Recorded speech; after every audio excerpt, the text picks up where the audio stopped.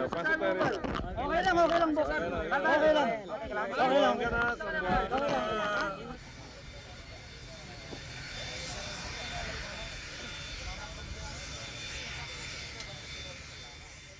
Welcome back!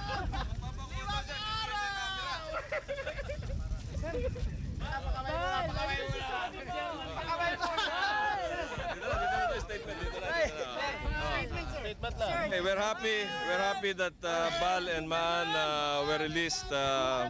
It was just some kind of misunderstanding among the Abu Sayyaps. Vice Governor Estino joined in the clarification, and he was able to convince the Abu Sayyap leaders there to release Maan and Bal. Did you see the other hostages? No. Kami lang. Sinong grupo, ma'am? Kumuha sa inyo? Sinong grupo?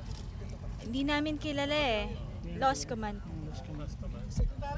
Mr. Lopez. Ransom pay. Wala, nagpaliwanagan lang ikaw naman. Kinlarify lang. Sir, when are we gonna see the next batch of hostages? Aha! Early next week siguro. Babalik Nakabahan ka! Babalik ka. Cover nyo sa boss namin.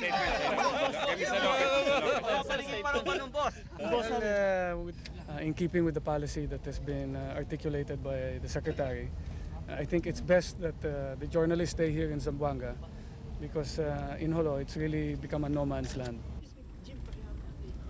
Okay na?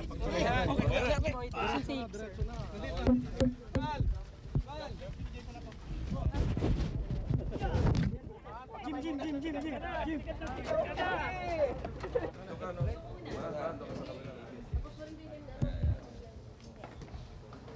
Okay. Oh, alam nyo na, na-release na.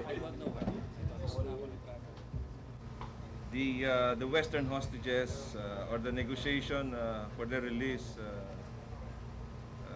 is ongoing, and we can possibly expect positive results maybe in 2 weeks' time. Within 2 weeks. That's what we can tell the relatives. Sakit kami, especially si Maan kasi tinan mo, puro kagat siya ng lamok. Ako lang hindi medyo na ano. Tapos mahirap kasi sa ano kami. Yun, kasi parang 2 araw na walang communication yung group na yun.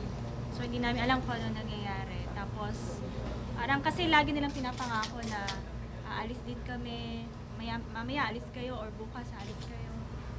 So yun, so umabot lang halos sa dito. At saka Karatula, binabantayan na pala, 4 times na pala silang 4 dumada. na beses na kaming binabantayan. He's the bride!